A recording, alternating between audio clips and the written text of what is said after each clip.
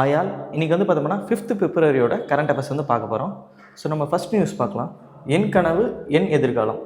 So இது வந்து பார்த்தோம்னா Tamil Nadu CM. So Tamil Nadu CM அவங்க பார்த்தோம்னா என் கனவு என் எதிர்காலம் அப்படின்ற ஒரு திட்டத்தை தொடங்கியிருக்காங்க. எங்கே ஸ்டார்ட் பண்ணியிருக்காங்க பார்த்தா விழுப்புரம் மாவட்டத்தில் திண்டிவனம். ஸோ திண்டிவனத்தில் வந்து பார்த்தோம்னா இந்த திட்டத்தை வந்து ஸ்டார்ட் பண்ணியிருக்காங்க. இதோட நோக்கம் என்னன்னு பார்த்தோம்னா 18லிருந்து 29 ஏஜ், 18லேருந்து 29 வயசு இல்லை இளைஞர்கள் வந்து பார்த்தோம்னா அவங்களோட ட்ரீம்ஸ் அண்ட் ஆஸ்பிரேஷன், ஸோ அவங்களோட கனவு அவங்களோட எதிர்காலத்தை பற்றி இந்த போர்ட்டலில் பதிவிடணும். ஸோ என்ன போர்ட்டல்னா enkanavu.tn.gov.in. ஸோ இந்த போர்ட்டலில் வந்து அவங்களோட கனவு அவங்களோட எதிர்காலம் திட்டத்தை பற்றி பதிவிட்டோம்னா தமிழக அரசாங்கம் என்ன பண்ண போகிறாங்கன்னா அந்த சொல்லப்படுற அந்த கனவு அவங்களோட எதிர்கால திட்டத்தை வந்து தன்னோட பாலிசிஸில் வந்து இம்ப்ளிமெண்ட் பண்ண போகிறாங்க. இதுதான் இந்த திட்டத்தோட நோக்கம்.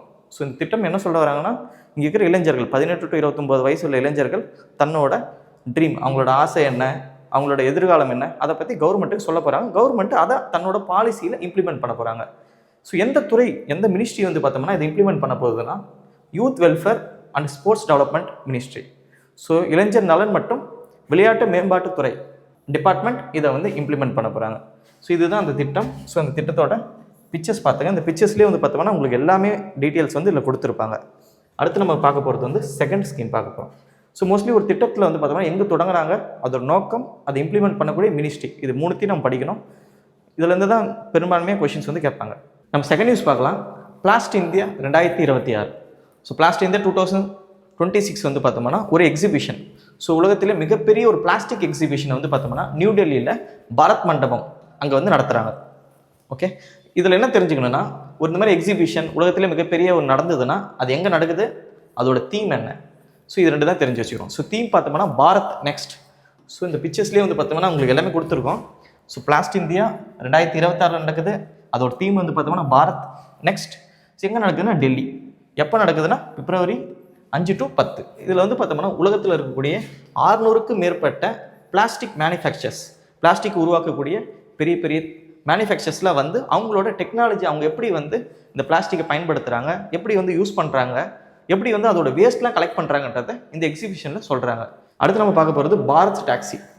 ஸோ இந்த பாரத் டாக்ஸி இந்த ப்ரோக்ராம் யார் லான்ச் பண்ணாங்கன்னா அமித்ஷா. ஸோ அமித்ஷா பொறுத்த வரைக்கும் ஹோம் மினிஸ்டராகவும் இருக்கார், மினிஸ்டர் ஆஃப் கோஆப்ரேஷன் ரெண்டுத்துக்கும் பார்த்தோம்னா அமித்ஷா தான் ஹெட்டு. இந்த பாரத் டாக்ஸின்ற ப்ரோக்ராம் வந்து பார்த்தோம்னா கவர்மெண்ட்டால் சப்போர்ட் பண்ணக்கூடிய ஒரு டாக்ஸி பிளாட்ஃபார்ம். இப்போ வந்து ஓலா யூபர் ரேபிடோ அந்த மாதிரி ப்ரைவேட் பிளேயர்ஸ் தான் இருக்காங்க. இதில் வந்து பார்த்தோம்னா கவர்மெண்ட்டே வந்து பார்த்தோம்னா இந்த மாதிரி ஒரு கவர்மெண்ட்டால் நடத்தப்படுற ஒரு இனிஷியேட்டிவ். ஸோ இதுதான் பாரத் டாக்ஸி. இதில் வந்து என்ன ஒரு ஃபீச்சர்ஸ் இருக்குன்னா 0 கமிஷன். ஸோ எந்த ஒரு கமிஷனும் இல்லாமல் search free pricing model. So ஒரு அவசரத்தில் போனோன்னா அந்த டைமில் வந்து பார்த்தோம்னா பீக் ஹவரில் அதிகமான காசு வந்து கேட்பாங்க இந்த மாதிரி ப்ரைவேட் பிளேயர்ஸ். அது மட்டும் இல்லாமல் அதெல்லாம் இல்லாமல் டேரெக்டாக அந்த ப்ராஃபிட்டை வந்து பார்த்தோம்னா இங்கே இருக்கக்கூடிய டிரைவர்ஸ்க்கே பிரித்து தராங்க. மக்களுக்கும் வந்து பார்த்தோம்னா ஒரு அஃபோர்டபுளான ஒரு டிரான்ஸ்போர்ட்டை தராங்க. ஸோ கவர்மெண்ட்டே வந்து பார்த்தோம்னா இதை பேக் பண்ணி இந்த பாரத் டாக்ஸியை வந்து இயக்க போகிறாங்க. அடுத்து நம்ம பார்க்கக்கூடிய நியூஸ் பார்த்தோம்னா February 4 அப்டேஷன். இப்போ February 4 வந்து பார்த்தோம்னா நம்ம வேர்ல்ட் கவர்மெண்ட் சம்மிட் இது வந்து பார்த்தோம்னா துபாயில் வந்து நடந்தது. ஸோ ஒவ்வொரு வருஷமும் பார்த்தோம்னா இது வந்து துபாயில் வந்து நடக்கும். இதோட ஒரு அப்டேட்டு தான் பார்க்க போகிறோம் நம்ம. ஸோ இந்த வேர்ல்டு கவர்மெண்ட் சம்மிட்டில் பார்த்தோம்னா இந்தியாவை சார்ந்த ஒரு டீச்சருக்கு வந்து பார்த்தோம்னா குளோபல் டீச்சர் ப்ரைஸ் இந்த ப்ரைஸ் வந்து கொடுத்துருக்காங்க. அது யாருக்குன்னா ரூபல் நாகி. இந்த ரூபல் நாகின்றவங்க வந்து பார்த்தோம்னா 1 மில்லியன் கேஷ் ப்ரைஸ் வந்து கொடுத்துருக்காங்க. ஸோ இவங்க யாருன்னு பார்த்தோம்னா நிறைய ஏழை மாணவர்களுக்கு வந்து பார்த்தா ஃப்ரீயாக வந்து கிளாஸஸ் வந்து இவங்க வந்து டீச் பண்ணுறாங்க. ஒரு 800க்கும் மேற்பட்ட சென்டர்ஸ் வந்து உருவாக்கி இதில் வந்து பார்த்தோம்னா ஏழை மாணவர்களுக்கு கிளாஸ் எடுக்கிறாங்க. அதனால் அவங்கள வந்து கௌரவப்படுத்த விதமாக இந்த ப்ரைஸ் வந்து பார்த்தோம்னா இந்த வேர்ல்டு கவர்மெண்ட் சம்மிட்டில் வந்து கொடுத்துருக்காங்க. ஸோ இந்த சம்மிட் வந்து துபாயில் நடக்குது.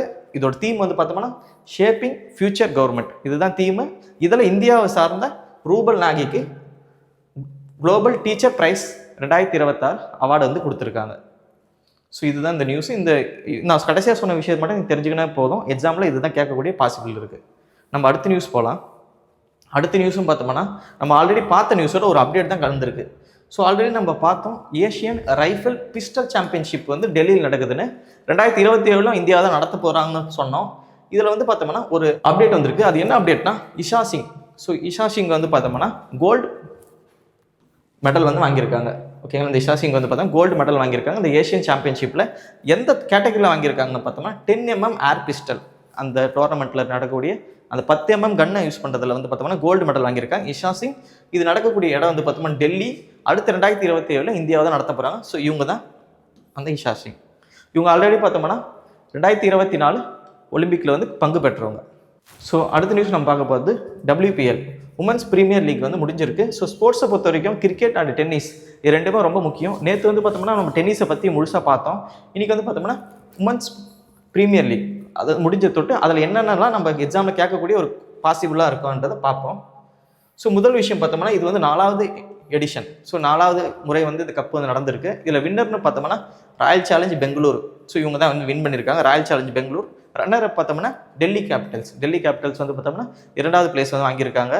முக்கியமாக கேட்கக்கூடிய என்ன பாசிபிள்னா player of the tournament, orange cap, அதுக்கடுத்து வந்து பர்பிள் கேப், இது மூணுத்தையும் கேட்க வாய்ப்பு இருக்குது. ஸோ ஒன்று பார்த்தோம்னா player of the tournament. So இந்த டோர்னமெண்ட்டில் ஒட்டுமொத்த பிளேயர் யாருன்னா சோஃபி டிவைன். ஓகே, இவங்க தான் வந்து பார்த்தோம்னா player of the tournament. Orange கேப்பை பொறுத்த வரைக்கும் ஸ்மிருதி மந்தானா வந்து பார்த்தோம்னா ஆரஞ்சு கேப் கொடுத்துருக்காங்க. பர்பிள் கேப் பார்த்தோம்னா இதே சோஃபி டிவைன், இவங்க தான் வந்து பார்த்தோம்னா பர்பிள் கேப் வாங்கியிருக்காங்க. ஸோ இப்போ நான் பார்க்க பார்த்து வந்து பார்த்தா பிலிம்ஸ் பாயிண்டர். ஸோ இந்த பிலிம்ஸ் பாயிண்டரில் 2 நியூஸ் தான் இன்றைக்கி இருக்குது. ஸோ முதல் நியூஸ் வந்து பார்த்தோம்னா பாராதீப் போர்ட் அத்தாரிட்டி. ஸோ இந்த பாராதீப் வந்து பார்த்தோம்னா ஒடிசாவில் இருக்குது. இவங்களுக்கு வந்து பார்த்தோம்னா சுச்சிதா பைக்வாடா அவார்ட் 2025 வந்து பார்த்தோம்னா minister port shipping and waterways இந்த மினிஸ்ட்ரியில் வந்து பார்த்தோம்னா கொடுத்துருக்காங்க. எதுக்காக கொடுத்துருக்காங்க பார்த்தோம்னா கிளீன்லினஸ். ஸோ அந்த போர்ட்டோட கிளீன்லினஸ்க்காகவும் சஸ்டைனபிலிட்டிக்காகவும் கம்யூனிட்டி பார்ட்டிசிபேஷனுக்காகவும் இந்த அவார்டு வந்து கொடுத்துருக்காங்க. ஸோ நம்ம ஞாபகம் வச்சுக்கிறது பாராதீப் போட்டு வின் பண்ணியிருக்காங்க, அது ஒடிசாவில் இருக்குது. இதுதான் ஃபர்ஸ்ட் நியூஸு. செகண்ட் நியூஸ் வந்து பார்த்தோம்னா வால்மார்ட். ஸோ வால்மார்ட்டை பொறுத்த வரைக்கும் இது ஒரு ரீட்டெயில் கம்பெனி. ஓகே, ஒரு சில்லறை நிறுவனம். ஸோ மக்களுக்கு வந்து பார்த்தோம்னா நேரடியாக பொருட்களை விற்கக்கூடிய உலகத்தோட மிகப்பெரிய ஒரு நிறுவனம் தான் வந்து இந்த வால்மார்ட். இந்த வால்மார்ட்டோட ஒட்டுமொத்த சந்தை மதிப்பு வந்து பார்த்தோம்னா ஒரு ட்ரில்லியன் டாலர் வந்து அடைஞ்சிருக்காங்க. ஸோ இது வந்து ஒரு ஃபேக்சுவலான டீட்டெயில்ஸ். உலகத்தோட முதல் நிறுவனம் $1 ட்ரில்லியன் வந்து மார்க்கெட் வேல்யூ, அதோட சந்தை மதிப்பு இருக்குது. அதுதான் வந்து பார்த்தோம் வால்மார்ட். ஸோ இந்த 2 நியூஸ் தான் வந்து இன்றைக்கி ப்ரிலிம்ஸ் பாயிண்டராக பார்க்க போகிறோம். அடுத்து நம்ம பார்க்க போகிறது மெயின்ஸ் பாயிண்டர்.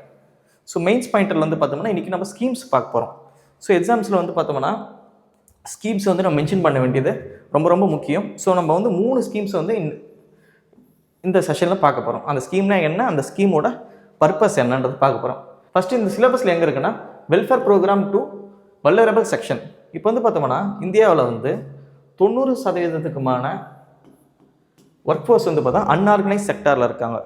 எந்த ஒரு சோஷியல் செக்டாரோட சப்போர்ட் இல்லாமல், இன்சூரன்ஸ் இல்லாமல், பென்ஷன் இல்லாமல், லைஃப் இன்சூரன்ஸ், ஹெல்த் இன்சூரன்ஸ், எந்த ஒரு இன்சூரன்ஸ் இல்லாமல், ஜாப் செக்யூரிட்டி இல்லாமல் இருக்காங்க. ஸோ அவங்களுக்காக 2015 வந்து பார்த்தோம்னா சென்ட்ரல் கவர்மெண்ட் 3 ஸ்கீம்ஸ் வந்து லான்ச் பண்ணாங்க. ஸோ முதல் ஸ்கீம் வந்து பார்த்தோம்னா பிரதான் மந்திரி ஜீவன் ஜோதி பீமா யோஜனா. 2வது ஸ்கீம் வந்து பார்த்தோம்னா பிரதான் மந்திரி சுரக்ஷா பீமா யோஜனா. 3வது ஸ்கீம் பார்த்தோம்னா அட்டல் பென்ஷன் யோஜனா. ஸோ இந்த 3 ஸ்கீம்ஸ் மூலமாக இங்கே இருக்கக்கூடிய 45 கோடி மேற்பட்ட அன்ஆர்கனைஸ்ட், ஓகேங்களா, எந்த ஒரு சோஷியல் செக்யூரிட்டியும் இல்லாமல் ஒர்க் பண்ணக்கூடிய அன்ஆர்கனைஸ்ட் செக்டாரில் இருக்கக்கூடிய ஒர்க் ஃபோர்ஸ்க்கு வந்து பார்த்தோம்னா வேலையாட்களுக்கு பார்த்தோம்னா இந்த சோஷியல் செக்யூரிட்டி ஸ்கீம்ஸை தராங்க. இது 3மே வந்து பார்த்தோம்னா சோஷியல் செக்யூரிட்டி ஸ்கீம்ஸ். ஒரு ஸ்கீம் வந்து பார்த்தோம்னா லைஃப் இன்சூரன்ஸ். இந்த ஸ்கீமில் வந்து பார்த்தோம்னா அவங்க இறந்துட்டாங்கன்னா 2 லட்ச ரூபான்றது வந்து பார்த்தோம்னா அவங்க பெனிஃபிட்டாக வந்து கிடைக்கும். அடுத்த ஸ்கீமில் வந்து பார்த்தோம்னா சுரக்ஷா பீமா யோஜனா. இதில் வந்து ஆக்சிடென்டல் இன்சூரன்ஸ். இதுலேயும் வந்து பார்த்தோம்னா 2 லட்ச ரூபான்றது அவங்க ஃபேமிலி கூடக்கூடிய ஒரு பெனிஃபிட்டாக இருக்கும். அடுத்து பார்த்தோம்னா பென்ஷன் ஸ்கீம். ஸோ இந்த 3 ஸ்கீம்ஸையும் நீங்கள் வந்து மென்ஷன் பண்ணுறது மூலமாக உங்களோட ஆன்சர்ஸில் வந்து பார்த்தோம்னா நிறைய கிளாரிட்டி வந்து கிடைக்கும். ஸோ இந்த ஸ்கீமோட பேர் சொல்லணும், அதோட எலிஜிபிலிட்டி, அதோட பெனிஃபிட் என்ன, இது 3த்தையும் வந்து பார்த்தா இந்த 3 ஸ்கீம்ஸ் இருக்குது. நீங்கள் எழுதக்கூடிய சோஷியல் செக்யூரிட்டிக்கு மையப்படுத்தின அன்ஆர்கனைஸ் செக்டார் அல்லது வல்னரபிள் சொசைட்டியை பற்றி எழுதும்போது இந்த 3 ஸ்கீம்ஸை நீங்கள் மென்ஷன் பண்ணலாம். ஸோ இதோட பிடிஎஃப் வந்து பார்த்தோம்னா உங்களுக்கு டெலகிராமில் கிடைக்கும். அப்போ வந்து இந்த ஸ்கீம்ஸ் எல்லாம் நீங்கள் டீட்டெயிலாக படிக்கலாம். ஓகேங்களா.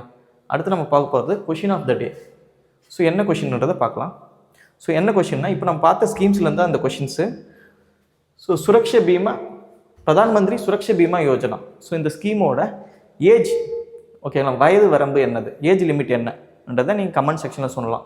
ஸோ ஏனா 18 to 50 age, Bina 18 to 60, C option வந்து பார்த்தோம்னா 18 to 70, டி ஆப்ஷன் 21 to 60. எது ஆன்சர் நினைக்கிறீங்களோ அது யூடியூப் கமெண்ட் செக்ஷனில் சொல்லுங்கள். ஸோ இந்த பிடிஎஃப் வந்து பார்த்தோம்னா வீக்லி ஒன்ஸ் ஸோ 7 நாளோட பிடிஎஃப் சேர்த்து உங்களுக்கு வந்து பார்த்தோம்னா வெற்றி ஐஏஎஸோட அஃபிஷியல் டெலகிராம் குரூப்பில் தமிழ் வித் இங்கிலீஷ் வந்து உங்களுக்கு அவைலபிளாக இருக்கும். அதை நீங்கள் டவுன்லோட் பண்ணிக்கலாம். ஸோ டெய்லி கிளாஸஸ் வந்து பார்க்கறதுக்காக வெற்றி ஐஏஎஸ் யூடியூப் சேனலை சப்ஸ்கிரைப் பண்ணுங்கள். தேங்க்யூ.